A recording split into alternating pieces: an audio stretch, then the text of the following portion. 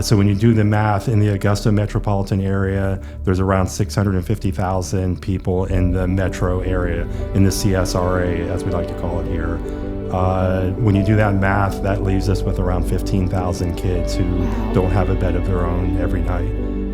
And those are kids who are either sleeping on the floor, maybe they've bundled, like I've heard stories of kids who take off their clothes after school, they'll sleep on their clothes, and then they'll put them on in the morning and go to school the next day.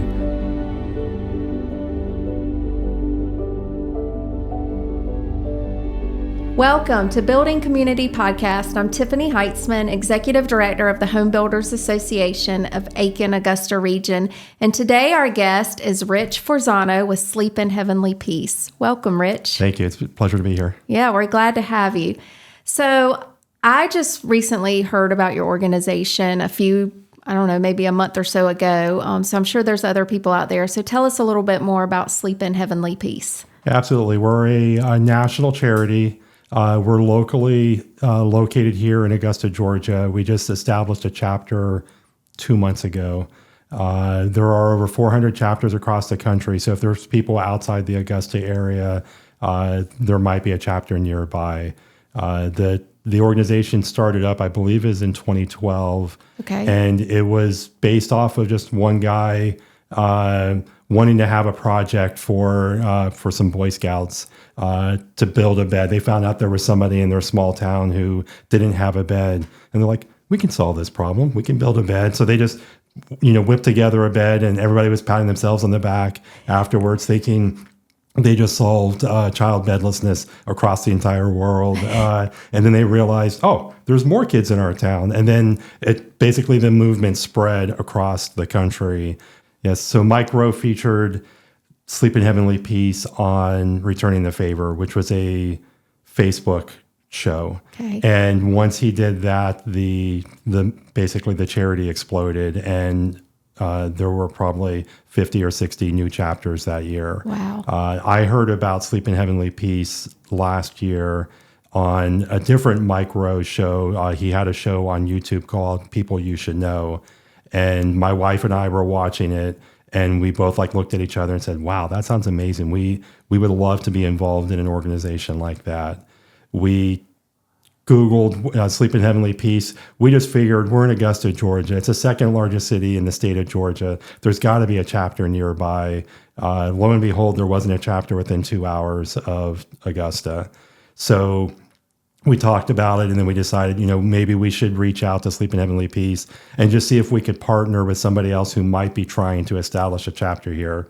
Long story short, there was nobody else establishing a chapter, so it was kind of one of those here I am moments, I guess. Right. I guess I'm being told that I'm the one, or we're the ones who need to start this chapter up. Yeah. So that's how we got involved. Gotcha. How many Sleep in Heavenly Peace are in Georgia? There are 22 chapters in Georgia, and I believe there are 3 or 4 more that are starting up in the coming months. Okay. So we'll be probably over 25 very shortly. So what do y'all actually do? What are y'all providing to the community? Yeah, absolutely. So I think we do 3 things, and I think we do 3 things very well. We build beds, we deliver beds, and we build community. So on the building beds, we have a unique, if you want to call it a business model for a charity, but a unique business model of where we deploy a mobile factory into somebody's parking lot or into a warehouse. And over the course of 3 or 4 hours, we'll build 30 or 40 beds. And then, all volunteers? We're 100 at the local level. We're 100% volunteer organization. That's amazing. And so we'll build beds in the course of 3 hours. We'll pack up, and then over the next month or 2, we'll deliver those beds. And how do you shared with me when we met before the statistics just in our region about how many kids there are that don't have beds. Can you give us those numbers? Absolutely. So research shows that 2 to 3% of a population in the United States are kids who are bedless. So when you do the math, in the Augusta metropolitan area, there's around 650,000 people in the metro area, in the CSRA, as we like to call it here. When you do that math, that leaves us with around 15,000 kids who Wow. don't have a bed of their own every night. And those are kids who are either sleeping on the floor, maybe they've bundled, like I've heard stories of kids who take off their clothes after school, they'll sleep on their clothes, and then they'll put them on in the morning and go to school the next day. That's obviously not the norm, but there are a lot of kids who are sleeping on couches. They're sleeping, maybe they're sharing a bed with a sibling, maybe they're sharing a bed with their adult or their grandma, or something along that lines. But either way, they're probably not getting a good night's sleep, and that's what our focus is. We say that it's not just a bed. Like, we're giving a child some dignity. We're giving them the ability to get a good night's sleep. Lack of sleep affects a child's development as a person. It affects their ability to perform in school. It affects their ability to grow. Like, literally, you don't grow as much or grow as well when you don't get a good night's sleep.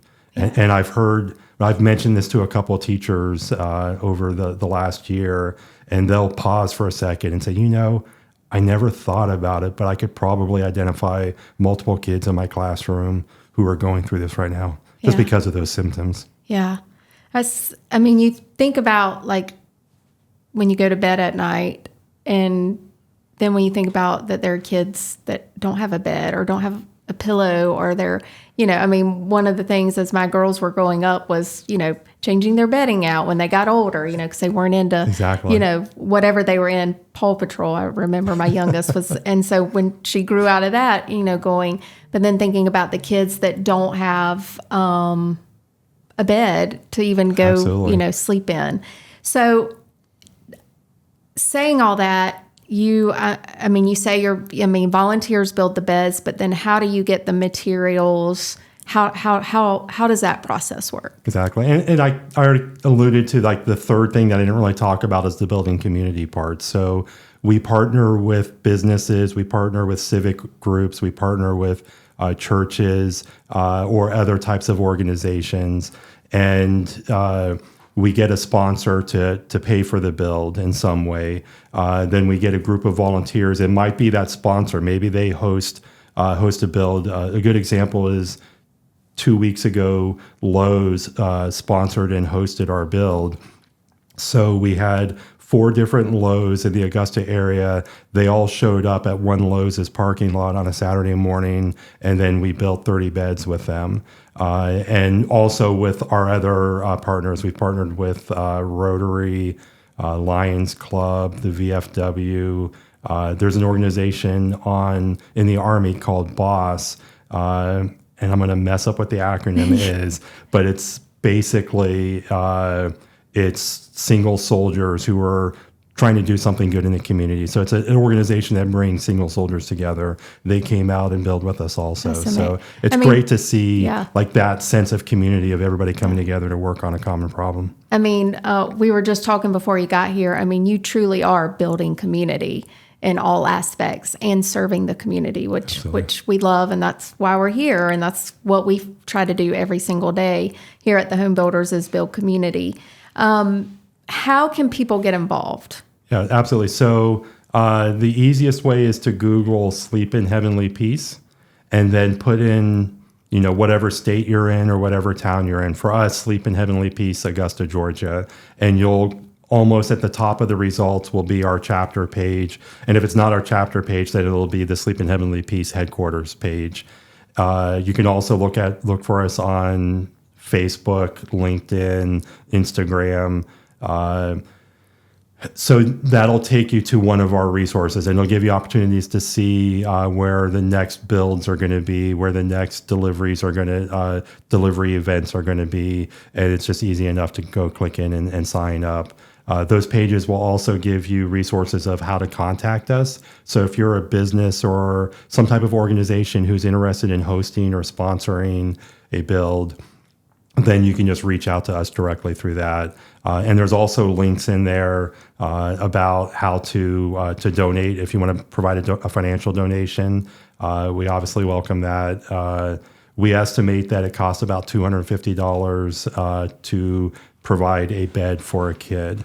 That $250 pays for the raw lumber. It pays for insurance, indemnification, and everything that we have during our builds. It pays for a brand new mattress, a brand new pillow, brand new sheets, because we provide all that to the kids. And then there's also on our website links to go to Amazon or Target or Walmart. And if you want to do a donation in kind where you purchase it and then donate it to us, that gets it right to the kid. Yeah, lots of great ways to get involved. The other thing I want to hit on is you can volunteer at any age. Absolutely. Mean, I've seen some of the pictures from some of your builds, and there's families, there's kids. So I'm always, as a family, we're always looking for ways to give back, and this is a great way to give back and serve your community, but also a fun day. And I think we forget sometimes as families that there are other families out there that have needs that, maybe we can help. So they can do that through your website, sign up to volunteer. Exactly. And all that in all ages. Yep. And you have a really good process. We've talked a lot about, there's, even if you're not handy, there's something that you can do, and you have people there that, show you how to do the work. Exactly. Right? That's one of the really cool parts about our, again, business model is we bring the volunteer opportunity to a specific location. So you don't, especially if you're hosting, like if you're a church or a business and you're hosting it, we bring it to your parking lot. We set up an assembly line, and we have a really good process of cutting the wood, drilling holes in the wood, sanding the wood, staining it. We have a really cool, this is like the magic photo opportunity of having a branding iron, and we brand SHP on the headboards. And so the entire process is broken down. Think of like back in 1910s when they were building Model Ts. You don't have to be an expert at anything, and you don't have to have ever touched a tool before. We just mentor you, and we introduce you to like whatever your step is in the process. And we've had during our last build, I think we had like a 6 or a 7-year-old working with us. We've had a 5-year-old working with us. Obviously, young children need to have an adult who's there with them, either their parent or, somebody else with them, because we're not a babysitting service. Right. But it is really cool to see 5-year-olds working alongside like maybe a 90-year-old granny, both working together. And again, like I said, you don't have to have ever touched a tool before. And that's one of the really cool things about this organization. And it's one of the ancillary benefits of what we're doing in this community is we're also exposing people to tools and things that maybe they were intimidated by before. I know some people, they've never touched a drill before in their entire life, and they never touched a sander. And I'm excited that either young kids or even adults, may feel empowered afterwards and maybe take on projects at home that they never thought that they could do because they've it wasn't that bad, just using the drill, and we show you how to do it, and you just basically replicate it over and over again until we build 30 get beds. Interested in the trades, which we love. We need all the people we can to get involved in the trades. Exactly. So go ahead. I was going to say, speaking of getting involved in the trades, one of our hopes is next year.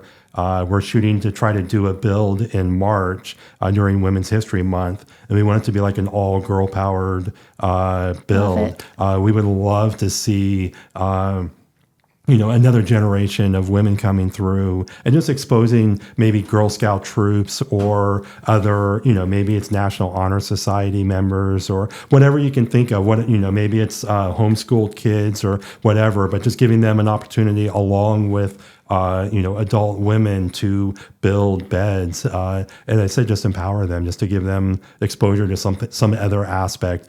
And I think I mentioned this before. We were in Macon, Georgia earlier this year, and we were there to go on a delivery with them because we haven't yet delivered a bed here in Augusta. We've literally just built 30 beds so far, but we do have our first bed delivery in about a week and a half. But we went to Macon to learn how other chapters are doing deliveries. And before they started, they had a young teenager. She was probably a senior in high school, and a construction company, I think it was Sheridan Construction Company, had a representative come out, and they gave this young lady a scholarship to college because she had been involved in this charity, because she had a heart for going into construction. She wanted to be an engineer. Like those two missions lined up of a construction company who wants to see women in the trades, and you have a young lady who is excited about going in the trade. So it was really cool. And that kind of opened my eyes. Like, we should be doing things like that here in Augusta. Yeah. Yeah. So if you're listening, please contact Sleep in Heavenly Peace if you're looking for a great opportunity for your company, for your organization, your church, your family to get involved and truly build community. Please reach out to Rich and his group at Sleep in Heavenly Peace. And we always like to wrap up our Building Community podcast with rapid fire round. It's my favorite thing that we do. So I'm just going to throw questions at you.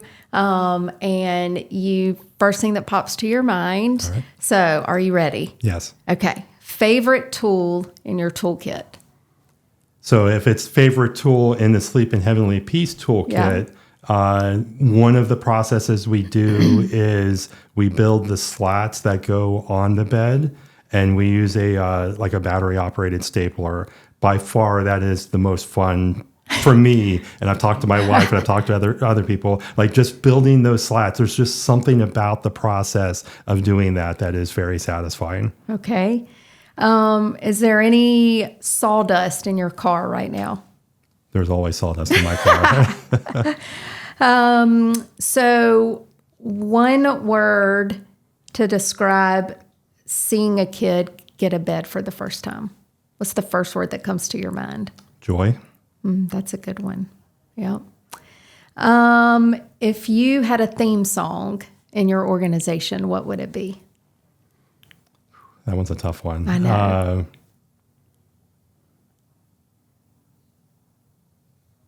Well, I guess because our organization's called Sleep in Heavenly Peace, maybe Silent Night. Oh, that's a good one. Yeah. Yeah. All right. Completely different, off the subject. Favorite lunch spot in the area? In the area. That Yes, limits it. I know. I've lived in multiple countries and have moved all over my life. So like that one narrows it down some for us.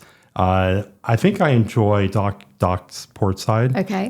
Whenever we have visitors come and visit us, we always take them to that restaurant. Yeah. Well, and it's they have a wide menu. Exactly. Yeah, good variety. Good Southern, like a fusion Southern food and everything. So it's fun to go to. Yeah. I'm trying to think which one. What is the one thing that you hope to accomplish with your organization in the next 5 years? I would like to say end child bedlessness. I don't think it's possible with 15,000 kids. And there's always going to be, as we provide beds, there's going to be kids who age out, and there's going to be new kids who introduce in. We're going to tackle it. We're going to do as best we can. We're going to partner with other organizations who are also working on a similar endeavor to help with beds. But I think realistically, I hope to see our organization grow to where we're building 500 beds a year. That's like one of our goals. When we first started up 3 or 4 months ago, when our board first met, we discussed that maybe our goal for this year should be 80 beds. I think right now we're on pace to make 150 this year. That's awesome. Which is mind-blowing. It is. And I'm excited. I'm excited to see how this continues to evolve and how we continue to grow.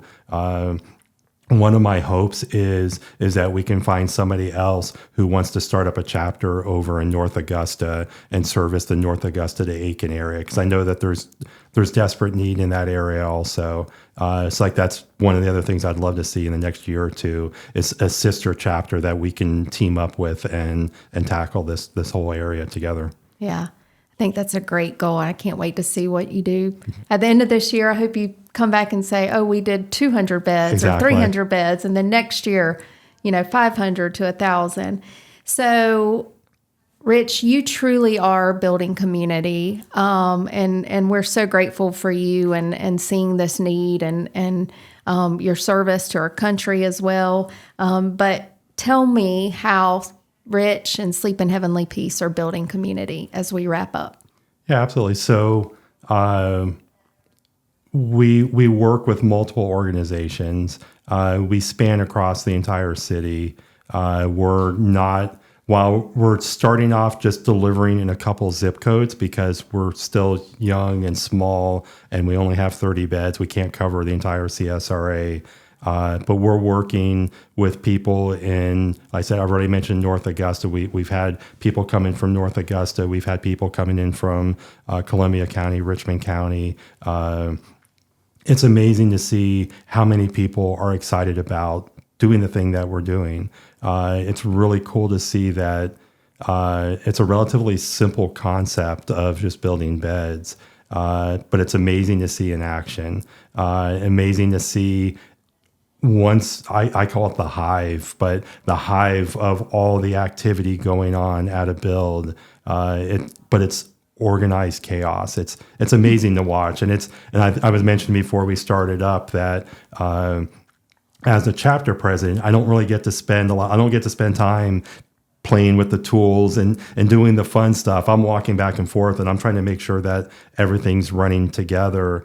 But it's so cool to see people who've never met each other are working together. They're talking, like they're sharing some of their experiences or whatever, making friends in ways that they probably didn't envision before they went to a build. And we've had 2 builds so far, and we've had 40 people show up for our first build, which is unheard of to have that many people. We had about 100 people at our second build. So we're trying to figure out internally, how do we expand our operation to be able to include more volunteers? And one of the things we're talking about is maybe concurrently during builds also doing deliveries, because that way we can do the entire thing in one morning. We're also excited to announce that on September 12th at First Presbyterian Church in downtown Augusta, we're going to be doing something called Bunks Across America. So nationally, there are going to be 200 or 300 chapters building on that day, and this will be the first time that us in Augusta are doing and participating in BAA. So please check out our website and keep an eye out for opportunities to volunteer and come out and build with us. Yeah, it's incredible work that you're doing, and thank you so much for what you're doing for our community. And thank you for joining us on Building Community Podcast.